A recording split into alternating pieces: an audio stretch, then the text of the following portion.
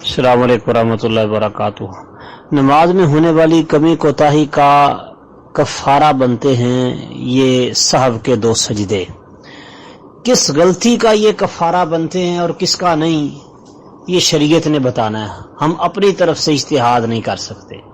تو جس غلطی پر سجدہ صاحب کرنے کا شریعت نے کہا ہے تو ہم یہ مانتے ہیں کہ سجدہ صاحب اس غلطی کا ازالہ ہے، اور جس کے لیے شریعت نے سجدہ صاحب کا نہیں کہا اس کے لیے سجدہ صاحب کرنے کی دلیل چاہیے، کیونکہ سجدہ صاحب ایک عبادت ہے، عبادت میں کرنے کی وجود کی دلیل ہوتی ہے، عدم کی نہیں۔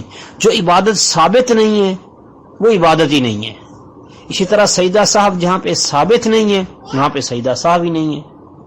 نبی صلی اللہ علیہ وسلم کا فرمان بڑا واضح ہے، من عمل عملا لیس علیہ امرنا فہو رد۔